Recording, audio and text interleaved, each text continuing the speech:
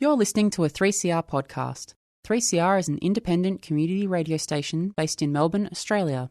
We rely on the financial support of listeners like yourself to keep going. If you'd like to support diverse voices on your radio, go to www.3cr.org.au for more information and to donate online. Stay tuned to hear the rest of your 3CR podcast. Evil minds that plot destruction, sorcerer of death's construction, in the fields of bodies burning, as the war machine keeps turning, death and hatred to mankind, poisoning their brainwashed mind. Welcome to the Anarchist World This Week, broadcast across Australia on the National Community Radio Satellite. Listen to the Anarchist World This Week, Australia's sacred cow slaughterhouse. Listen to analysis of local, national, international events. Listen to analysis you'll never hear anywhere else.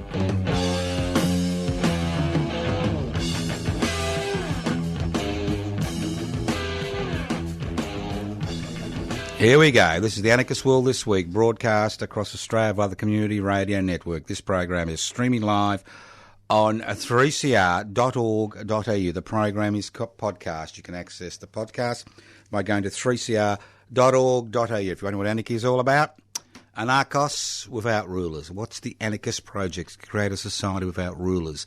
What gives rulers the power to determine what happens on the planet Earth without taking your needs into consideration? Inequalities in power and wealth. So the anarchist struggle is a struggle, that's right, it's a struggle to devolve power, that's share power, and it's a struggle to hold wealth in common. So if you're involved in any of those struggles or have sympathy towards those struggles, well then whether you acknowledge it or not, you are an anarchist, even if you live in a closet, because your mummy's worried or daddy's worried. But let's start off on some interesting things today. As we broadcast, there's a blockade down at the Melbourne Convention Centre against the mining community, and there's been a little bit of rough and tumble over the last 48 hours, and people have been surprised. Why would you be surprised? We've seen the media, both the government-gelded ABC and the corporate-owned media, with the government representatives and the police representatives, have a field day in terms of describing what's happening down there as some type of hugely violent protest. No Molotov cocktails, no gunshots, a bit of violence from the police, but that's to be expected. They apply the law. In many ways, the whole protest has been set up in a way as to maximise interaction between police and protesters in order to discredit protesters. Over 50 have already been arrested. Pepper spray has been used. Horses have been used. And I'd really like to talk about the use of horses in the 21st century in terms of crowd control, because two protesters have been charged with animal cruelty for slapping a horse as the horse tried to clamber over them, but that's a different matter. So, horses. Now, those of you who are regular listeners to this program may remember that we will be celebrating the Eureka Rebellion on the 3rd of December. And one of the pivotal moments in the Eureka Rebellion was the stand of the Pike men in the Eureka Stockade on the 3rd of December 1854. Now, horses have been used for centuries to intimidate and divide people. So there's questions about animal cruelty, and it's an interesting question to talk about in spring racing carnival season, especially with the revelations, which everybody knew about anyway in the industry, regarding the what happens to racehorses who don't kind of make the grade. They go to the knackery and become glue or pet meat. We've all known that for years. but nobody's really spoken about it, is the cruelty involved to horses by a police force which continues to enslave horses, there's no other word, in order to use them to intimidate and divide crowds and protesters. When you actually think about the barbarity, not just to the protesters, as you get this huge, multi-ton beast kind of walking through, trampling people, but the actual terror, despite all the training which is provided, which is experienced by the horses. And to see Victoria Police use horses for crowd control and intimidation in the 21st century really raises important questions about animal cruelty. Institutionalised animal cruelty, let alone the damage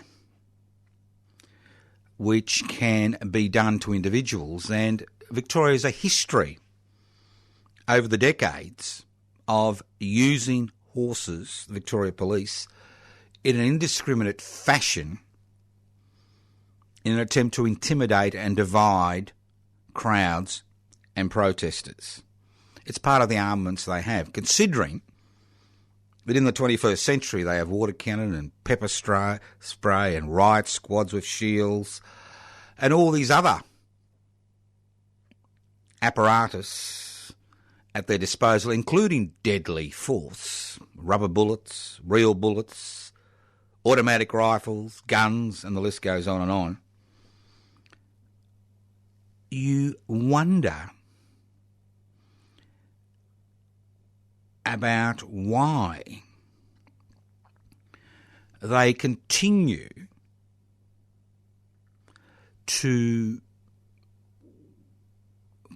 these cruel practices, not just in terms of the damage which is done to protesters, but the damage which is done to generations of horses as they are.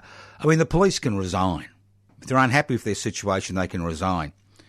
The protesters, if it's a little bit, bit hot, too hot to handle, they can move away. Not in all cases, but in the majority of cases. But the horses have no say.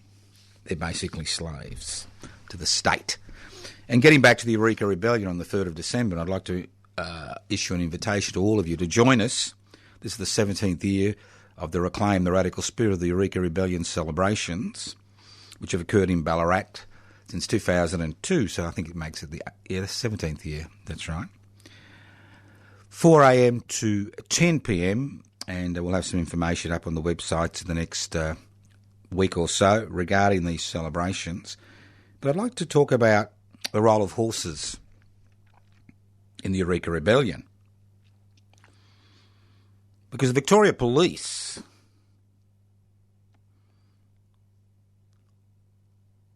to a man were mounted on horses, as well as obviously elements of the British military, which were also involved in the rout of the Eureka stockaders. And in the middle of the stockade, we had around 30 men, mainly Irish, who were used to the British way of dispersing crowds by using horses. And they were described as the Pike men. Now just remember, it's dark, there's shots being fired everywhere, there's horses galloping towards you. You don't actually have a gun, because there aren't enough guns to go around. You're holding a pike. And a pike basically is a rudimentary fashioned pole, normally made of metal, about 3 metres long, possibly 4 metres. And at the end there's a small cutting curb.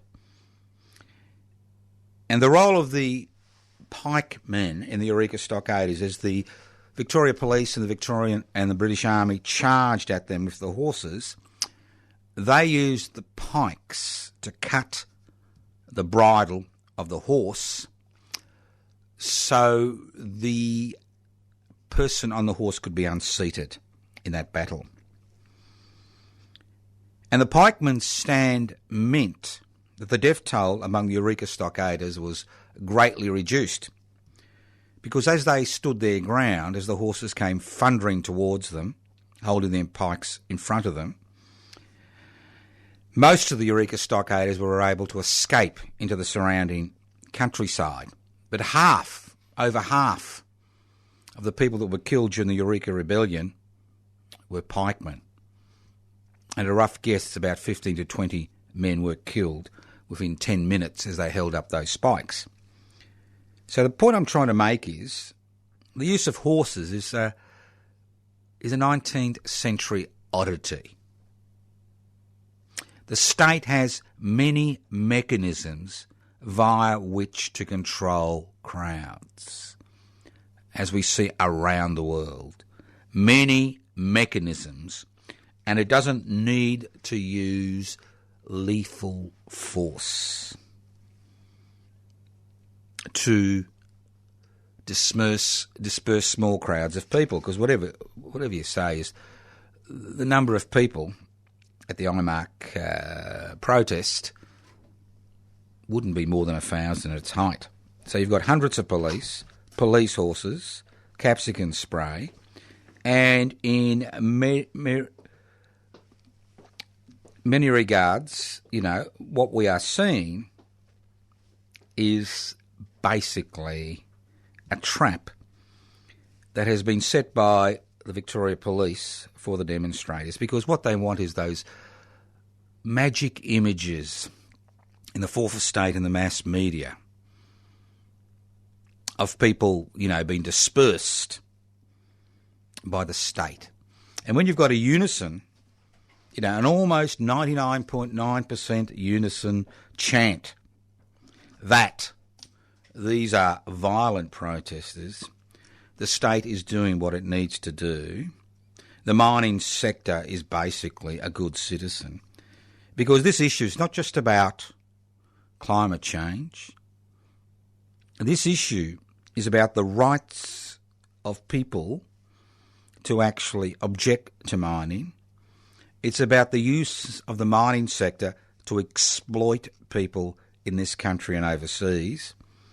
And to me, the most important part is the fact that the mining sector is making billions and billions and billions of dollars at the expense of the Australian people, because we have a privatised mining sector in this country, and the amount of money which falls into the Treasury as a result of the activity of miners is minimal in comparison to the profits which are extracted from minerals and resources which theoretically belong to the people of this country. Obviously, initially to the first Australians, the First Nations people, and then to us.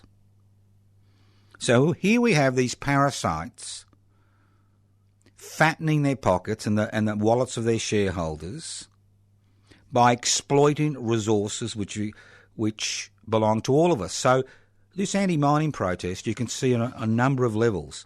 You could see it in terms of climate change and coal. You can see it in terms of the exploitation of developing nations. And we will be speaking to a West Papuan activist in a few minutes directly from the blockade site. You can actually see it in terms of the exploitation of workers in the industry with the destruction of the trade union movement, and you can actually see it in terms of the theft which is occurring from First Nations people and the rest of us in this country by these highly centralised capitalist monopolies who only have one function: to increase profits irrespective of the human, social, environmental, and most importantly of all, national costs. No wonder we see, CRA and BHP embarking on an advertising program, which will be tax deductible, of course, telling us what wonderful citizens they are. When in reality, when you look at the way they treat people around the globe as they go about their so-called job of extracting mineral wealth from the earth, you begin to understand that these are basically criminal cartels. I know it's a terrible word to use, criminal cartels. And they're criminal cartels for three major reasons. One, they don't respect the sovereign rights of the people whose land they are using. Two, they're not willing to give the people whose lands they are using a direct profit. And three, they exploit the nation as a whole by using this country's so-called investor-friendly laws to minimise illegally their tax to the lowest level. So on all levels, we as Australians, not just as international citizens, but we as Australians are losing on all fronts. That's right, all fronts. And to see the propaganda exercise that is being peddled today in the corporate-owned media and the government-gelded ABC, and the words coming out of the mouths of politicians, and the images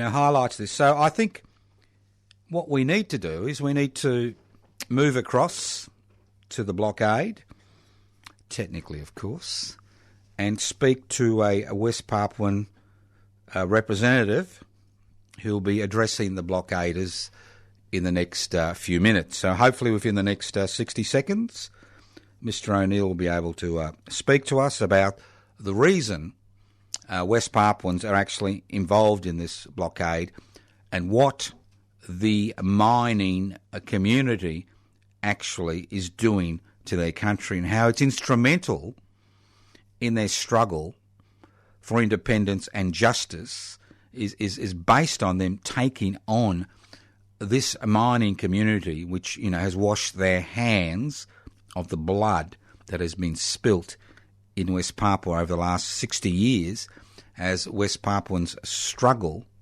to obtain independence. So, while we wait for the little bits of technical things, just like to remember three things that this blockade is about. We're talking about criminal cartels. One, they exploit the local people. Two, they exploit us as a nation and as a community. Our politicians, our representatives, give them carte blanche to make profits, irrespective of the human, social and national costs. Mr O'Neill, how are you? Mr O'Neill. Well, we can actually hear a little bit of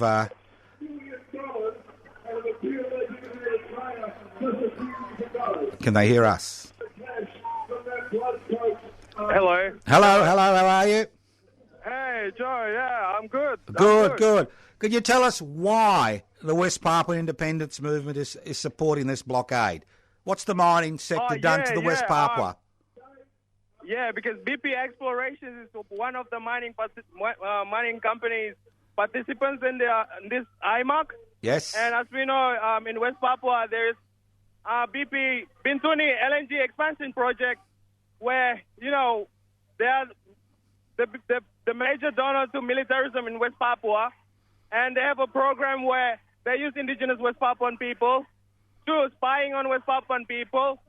And they give so many injustice to the local Bintuni indigenous people. And the health facility that have been provided to indigenous people there is below standard. There's one clinic for 3,000 Bintuni people where there's no electricity supply for 3 months. And there's epidemic of tuberculosis, HIV, and malaria where people need help while they can't go anywhere. And then the living standard of the people is still far away from comfort. People still go fishing for life. So that's why we're here, the community, the West Papuan community, to stand with our people back home, and then in solidarity with other indigenous people and other communities that have been oppressed with these mining and energy companies in the world. That's why we're here. Tell us about Freeport, the US-owned company at Freeport. What role has that had in the subjugation of West Papua? Sorry, can you repeat? Freeport. Tell us about Freeport, the Freeport mine. Yeah, how that has basically been used to destroy West Papua. Truly. Freeport mine. They signed a contract with Indonesia on 1967, right? And the referendum of West Papuan people happened on 1969, where they claim already West Papua be part of Indonesia.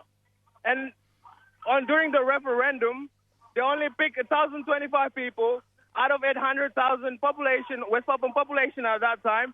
And since then, there was more than 500,000 West Papuan die due to this, corporate interests and natural resources exploitations in West Papua. They create this horizontal conflict, propaganda, blaming our Liberation Army, kill some of the mining workers, but there's no such a thing. It's all of the interest of the military in Indonesia. And as we know, all the military mafia now is in the cabinet of Indonesia. New second term of Jokowi. So there will be no chance for us, the grassroots activists, no matter environmental activists or human rights activists in Indonesia. There will be more kidnapped, more murders, and then, we need to fight harder than before for the next 5 years. Right. Well, thank you very much for that update. I understand you need to speak to the blockaders in the next few minutes. So we wish the West Papuan community all the best in their independence struggle, as well as the blockaders to look after themselves. Okay? Thank you, John. Thanks for having me. My pleasure. All the best. Thanks. Well, there we are. Direct from the front line. So don't be blinded by the so-called discussion about a violent protest. When you talk about violence, there's institutionalised violence and there's a little bit of pushing and shoving. And there's institutionalised violence, which leads to climate change and a climate emergency and all the things that go with that, the human issues. There's the institutionalised violence, which sees Indigenous communities and developing nations being exploited by these criminal mining cartels. And there's institutional violence which sees Australians robbed blindly, robbed every day of the resources, of the wealth which is in this country. It's robbed. Not only Indigenous Australians, but each and every one of us. So in many ways, what is happening down there at the Melbourne Convention Centre highlights all these issues. So if you want some real news, keep listening to the Anarchist World this week. If you want the sanitised version, listen to the Government Guild at ABC. And if you want outright lies and fake news, the commercial networks are yours.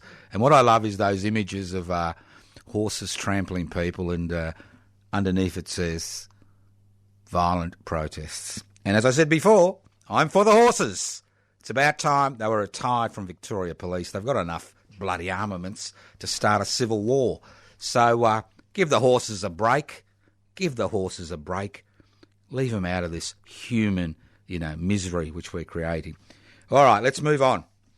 Now, I'd like to remind people about this public forum. That's right, public forum. And there will be no horses here, I think. No, there shouldn't be. Public forum. Think global, act local. Saturday the 2nd of November, 12 p.m. to 4 p.m. Free entry. That's right. Those poor delegates that have got to get into the mining conference had to pay for the privilege. Free entry to the Think Global, Act Local public forum. At the Willis Room, That's if you're in Melbourne. Willis, Judge Willis, a judge who some thought to be cracked, but that's a different story we could speak about as we get closer to Tundaminaway and Mulboyhina Day on the 20th of January. Willis Room, White Horse Civic Centre, taking the struggle out to the Melbourne's conservative eastern suburbs.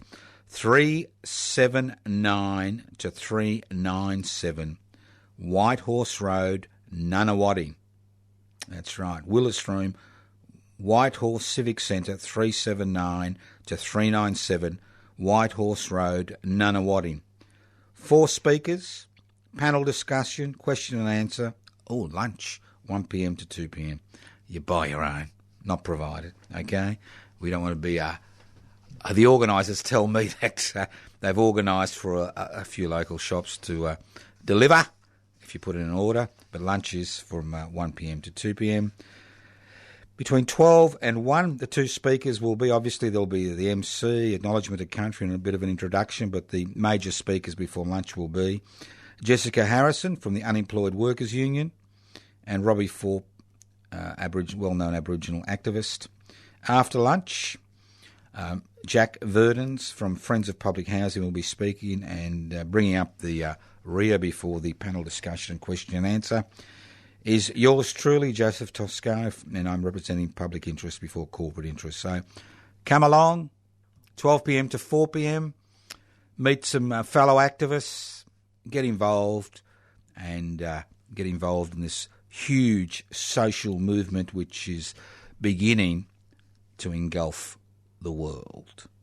And it happens locally, but it has global implications, just like this mining blockade. Global implications, although it's a local struggle in Melbourne. Now, I'd like to talk about popular uprisings. A revolution. The word revolution comes from the word revolve. Things revolve, they go round, round, they revolve. And spontaneous popular uprisings are the petrol, the oil, the solar power of radical social change. And that radical social change doesn't come about by organised political parties working on behalf of the state. It comes about from social movements whose direct experiences of life teaches them they cannot trust the ruling classes. Their direct experience. And at the end of the day, it's based on their ability to survive in a dignified manner. Their ability of their children and their children's children need to survive. And across the globe, we are seeing popular uprisings as a direct result of economic policies which were introduced around the world through the World Trade Authority and a number of other so-called, international and national organisations, which have concentrated power and wealth in fewer and fewer hands. We live on a planet with finite resources. We have to deal with the issue of increasing population growth. And when 8 people, that's 8, you got 10 fingers on your bloody hand, count 8. 1, 2, 3, 4, 5, 6, 7, 8. When 8 people have more wealth in their hands than 3.5 billion. I'm not talking about a million. I'm talking about 3.5 billion, half the world's population. You know that the deregulation, privatisation, globalisation, corporatisation revolution, which has swept the globe, including Australia, does not deliver. Does not deliver.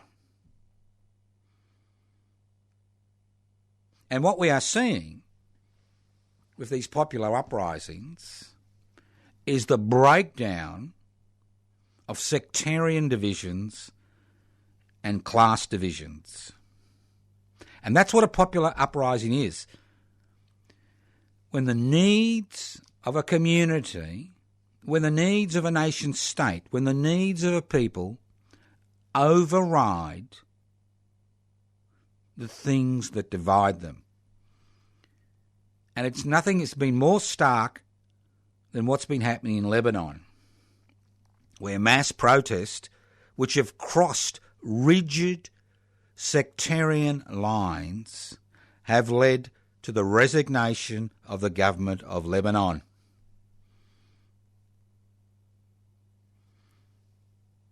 We see the same thing in Chile. But in Chile, which has a history of violently oppressing its own people, we see the military coming out of the barracks, being deployed on the streets in an attempt to intimidate local people from putting their interests before the vested interests. And we see it in Iraq, that basket case Iraq, which was created by the intervention of the coalition of the idiots, not the willing. Well, we've seen the Iraqi government kill almost 300 protesters by the indiscriminate use of firepower and the use of death squads that are used to intimidate people.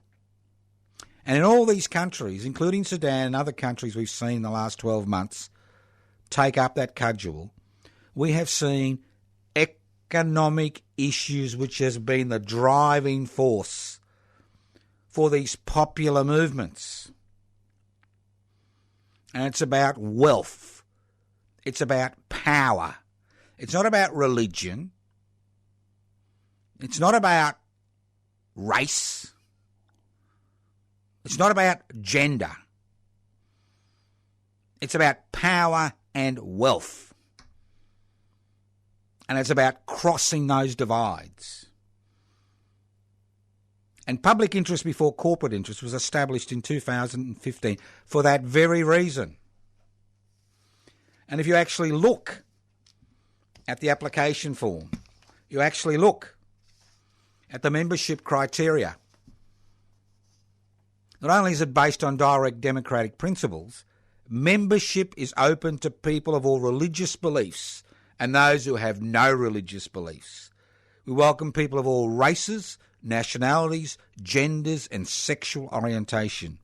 We believe all human beings are born with inalienable rights and liberties no government can legislate away or corporations take away. I keep saying we are the opposition. Our moment in the sun is coming. We are the opposition. Our moment is coming. But it won't come without your participation. What has seen the resignation of the Lebanese government, the removal of a hated dictator in Sudan, the continuing protests in Iraq, the protests in Hong Kong, is people concerned not only about their economic future, but about their liberties, their rights and liberties. So we are entering the 21st century on a wave of popular revolt. Initially, we have, as we have in Australia, people who are disengaged, disinterested, apolitical. It's all beyond. But as the economic pressures rise and rise and rise and rise, which we are seeing in Australia, where 1/3 of people rely on social security benefits to survive, whereas these economic pressures increase, we can actually see that it's not the differences that divide us, which is the critical issue, and that's the critical issue we all think it is today, you know. It's what unites us, is that ability to survive in a dignified manner. Think about it.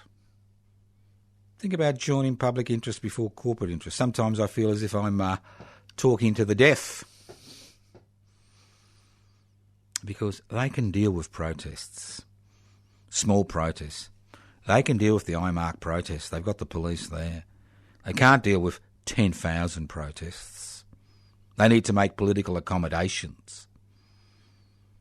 They can deal with a few hundred people trying to highlight the activities of the criminal cartels that run the mining sector. They can deal with that. They can deal with violent demonstrators. That's what they're there for. For pliant media, they can deal with that. But they can't deal with thousands, tens of thousands, hundreds of thousands of people demanding a little bit of respect and a little bit of equality and a little bit of a fair go. They can't deal with that. If the Morrison government thinks they can continue to squeeze working people, trade unionists, people who rely on government benefits, social security benefits to survive, well, then they need to think again. Because as you see around the world, the people united will never be defeated. And the key is for us to cross those lines. At the end of the day, it's that economic imperative, that ability for us to survive, that drives us as a human being, as a human species. You listen to the Anarchist World this week, broadcast across Australia via the Community Radio Network. This program is streaming live on 3cr.org.au. The program is podcast. You can access the podcast by going to 3cr.org.au. Don't forget the public forum on Saturday, the 2nd of November. If you're in Melbourne, think global, act local. You don't have to ring anybody up. Just turn up midday to 4 p.m. Now, interestingly, I've been involved with Defend and Extend Public Housing and Public Housing Everybody's Business, which are both public interest before corporate interest initiatives. And we've been raising the issue of public housing in Victoria, which is the state I'm familiar with, now since December 2016, with minimal success. Let's be realistic, minimal success. You know, although we had a 10-day protest, there weren't hundreds of thousands there, were there? Although we had a protest, we've had a number of 24-hour protests on the steps of Victorian Parliament House, not millions of people there. And our little vigils on a Wednesday between 5:30 and 6:30 p.m, barely anybody there. But interestingly, the issue gets worse, not better. And the Victorian Legislative Council, well, the Legal and Social Issues Committee of the Legislative Council, is conducting an inquiry into the state of homelessness in Victoria, which I've been I've been invited to address as part of Defend and Extend Public Housing and Public Housing Everybody's Business. Now, I've been speaking to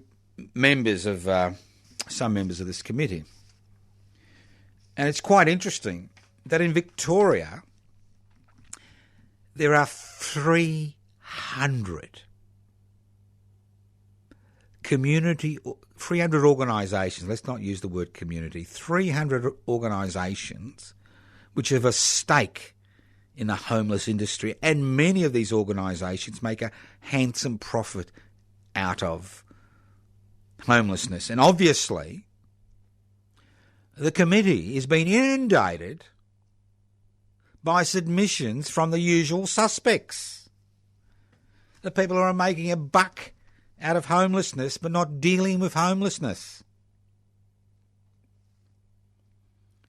And the Legal and Social Issues Committee of Victorian Legislative Council wants other people to make submissions.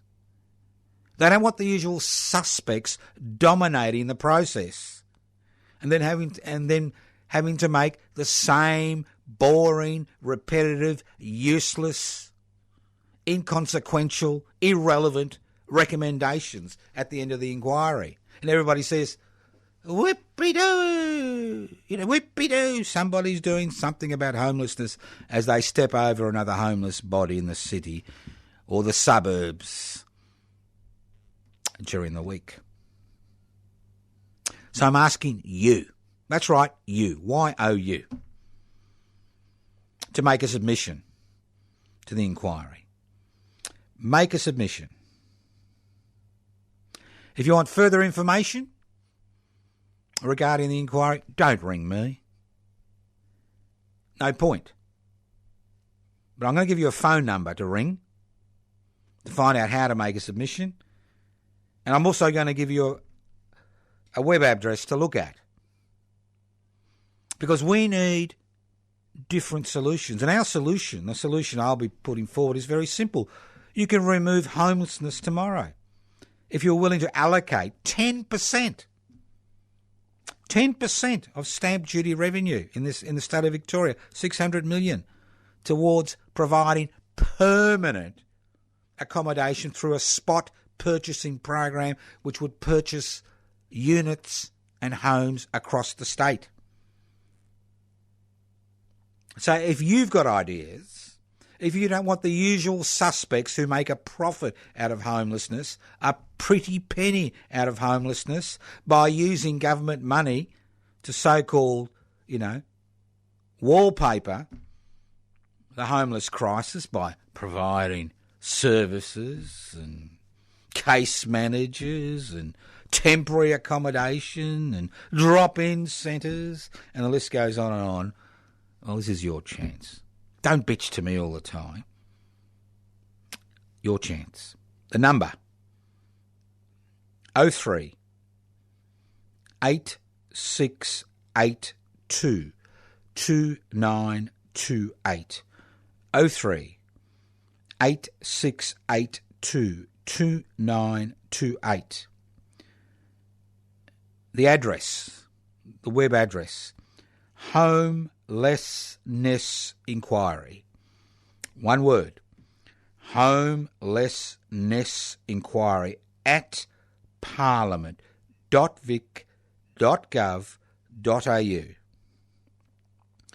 Homelessness Inquiry at parliament.vic.gov.au. And that number, 03 86 82 2928.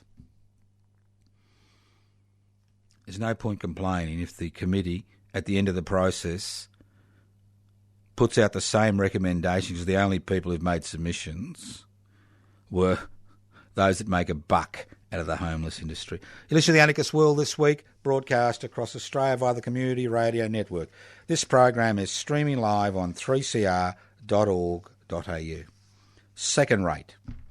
That's right, The Anarchist World This Week, second-rate radio program. Considering the competition, second rate is more than good enough. I mean, the corporate-owned media, government gelded ABC, competition with The Anarchist World This Week. Come on. They're the alternative media. You got the fake news media, they make it up, irrespective of the pictures, police wielding batons, violent protest. All right. You got the fake news people, the corporate-owned media. They're good at fake news, and then you've got the government gelded ABC kind of trying to be balanced, but always coming out on the side of the state, the corporate sector. Some issues they run with because they're easy. They're easy. They're so ridiculously horrible, they're easy. I'll give you an example. I'll give you an example of what's wrong with this society. I'll give you an example of how the capitalist system works. And it's a disgusting example. It makes my gut turn. Okay?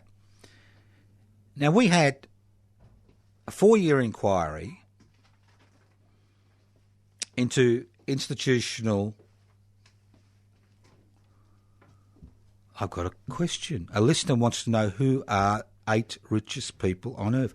Look it up. I'll look it up. I'll look it up for you. But why should I do everything for you? If you've got access to a computer, look it up. This is what gets me, you know. I'm sure people mean well. But the whole thing about a popular uprising is you don't look to leaders. You do it yourself.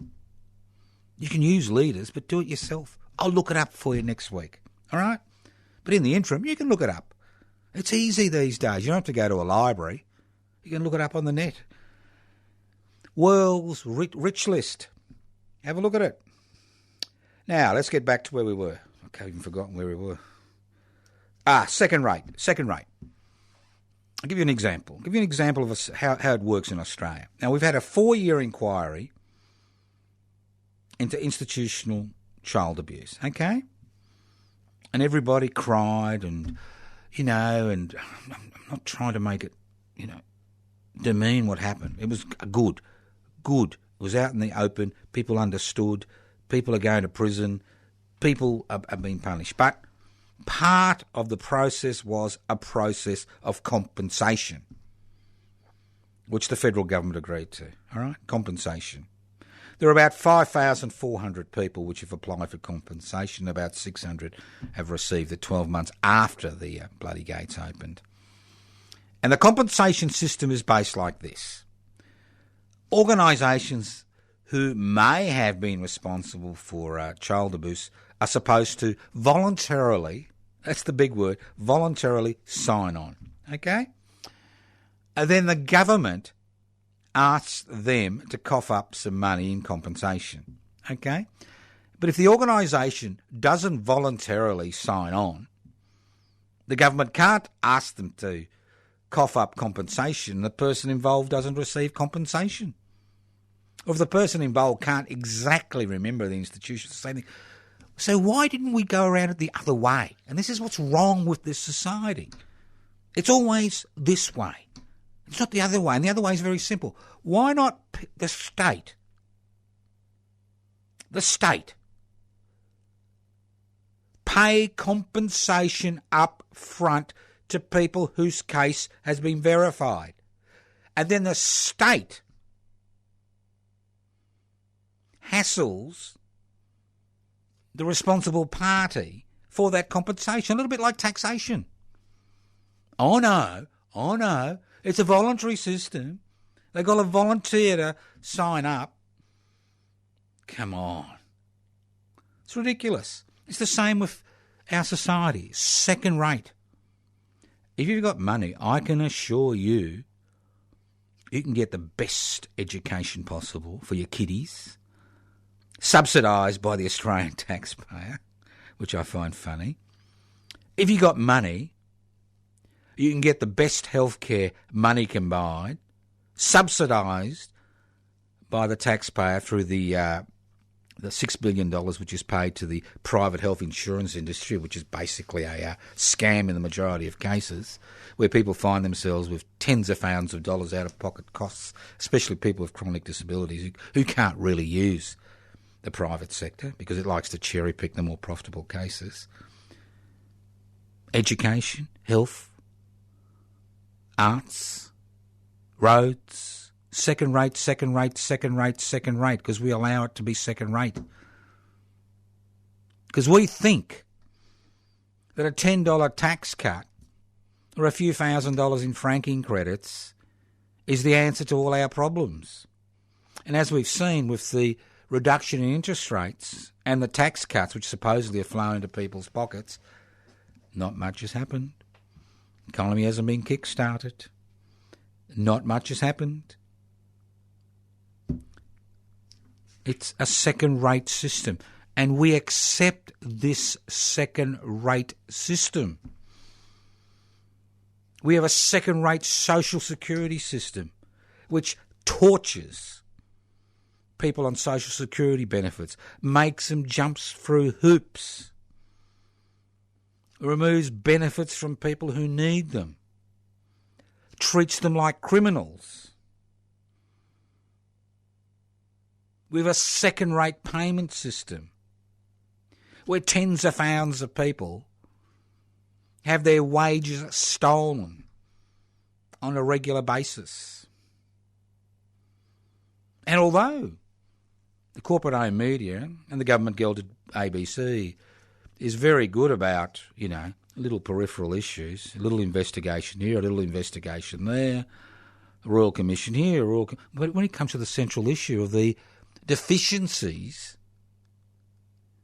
of a capitalist system, deficiencies of neoliberalism, a system which puts the interests of the few before the many, where are those exposés?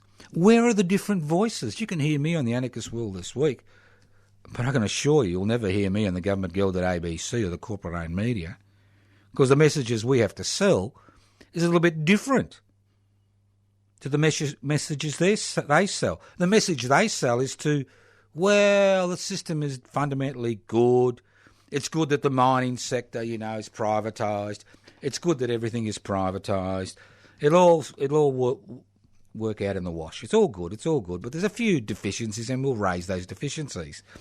Where are the speakers who talk about the inability of a capitalist system to tackle the issues which are currently fore and front of most people's mind? Stability of income, the ability to have a job, the changing climate, the increasing divisions in our society. And the list goes on and on. It is not there. And you won't hear those voices. There are many voices in the wilderness who have a lot to say, but you will not hear those voices except on programs like the Anarchist World This Week. You've been listening to the Anarchist World This Week broadcast across Australia via the Community Radio Network. Now, a few things just to remind you about. One, the Think Global, Act Local Public Forum on Saturday. That's this Saturday, the 2nd of November, 12 p.m. to 4 p.m, 3 entry, Willis Room, Whitehorse Civic Centre, 379 to 397 Whitehorse Road, Nunawading. An afternoon of serious discussion. No freebies, no door prizes, serious discussion, serious organisation. Then don't forget the 10th, that's right, November the 10th. A few of us, half a dozen, who knows, be turning up at the Murchison Cemetery, the war cemetery, to pay our respects to Francesco Fantin, an anarchist militant who was murdered by fascists in an internment camp in South Australia, Camp Lovedale, whose remains are in that mausoleum. And on that day, people from around the country come to pay their respects to internees and prisoners of war, Italian internees and prisoners of war who died in camps around Australia during World War II. There'll be over 220 graves. Come along at around 10 a.m. There's an official function, which includes a Catholic Mass and the Italian government strutting their thing. But after all that, at 12 o'clock, we have our own little ceremony for Francesco Fantin. It's good to get there early because it's hard to get into the mausoleum, after 12, but if you get there early, around 10, it's reasonably easy before everything starts. And then we have lunch on the riverbank. That number again, if you want to talk to me, 0439 395 489, 0439 395 489. That phone number for the Homeless Inquiry in Victoria, 0386822928. Webpage, Homelessness Inquiry at parliament.vic.gov.au. You can write to me at Post Office Box 20, Parkville 3052. Join public interest before corporate interest, pipsy.net. Download the application form. You can look at the Facebook pages, Joseph Toscano, Toscano for the Public. You can look at my YouTube presentations, public interest before corporate interest, YouTube. Don't look at the Twitter stream, haven't done any for a while. I find it a particularly boring and useless thing. But that number again, 0439 395 489. See you at the Forum, Saturday the 2nd of November, 12 p.m.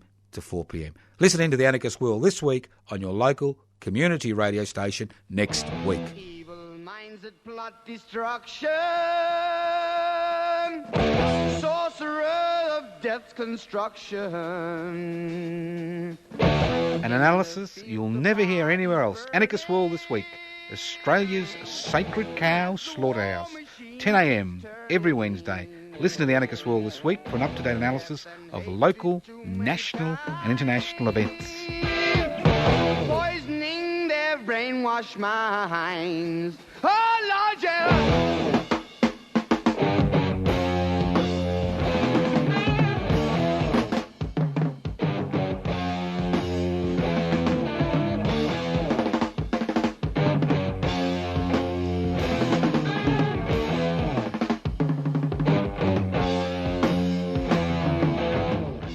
You've been listening to a 3CR podcast produced in the studios of independent community radio station 3CR in Melbourne, Australia. For more information, go to allthews.3cr.org.au.